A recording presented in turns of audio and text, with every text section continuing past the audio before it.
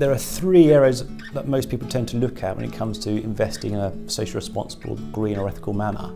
You've got the SRI, which is social responsible investment.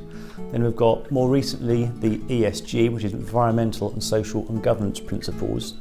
And really over the past 3-4 years, especially in the UK, about social impact investing, making sure that money is invested in charities normally that help the social area to prosper.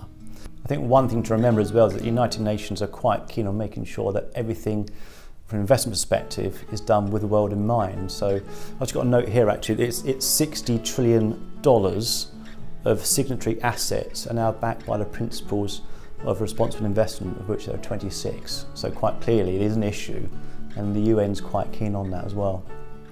Another thing to think about is the ESG. Now ESG is like an acronym for the environmental, social and governance screening principles. Now what a lot of people don't realise is in a mainstream fund, the ESG screening principles are probably in action already. Most of the world's largest fund managers, since this globally, have been employing ESG screening on their mainstream portfolios. Another positive factor is that in 2014, social investment tax relief was introduced in the UK. So a lot of people might not have heard about this, but it's a way of being almost like philanthropic, but getting your money back after a set period of time.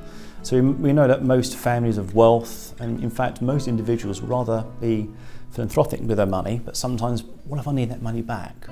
So what a social investment tax relief does, and in fact impact investing does, it allows individuals to invest either in debt or equity within a charity, and that charity can use that for social good. They will measure how well they've done to improve the social lives of the people that the charity is working for. And with the social impact tax relief, for example, it gives you 30% tax break on your income tax. So a lot of people are thinking, well, do you know what?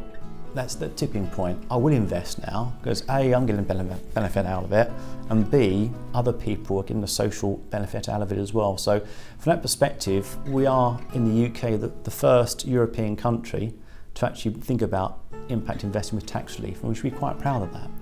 That's one thing we're starting to look at more and more of our clients. They're very interested in what they're putting in, how that's affecting people, especially in the local area as well. So some of the portfolios we look at, we can actually identify whereabouts in East Anglia their money could be deployed to assist those who've got a social need, whether it be immediately or long term.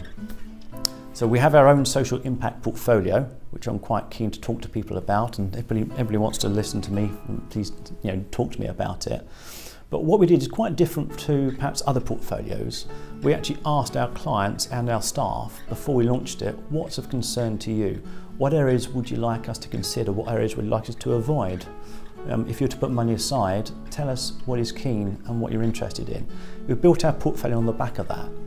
And what we've seen is that people, once they understand the impact it does have and what it can produce long term, are becoming more and more interested in it.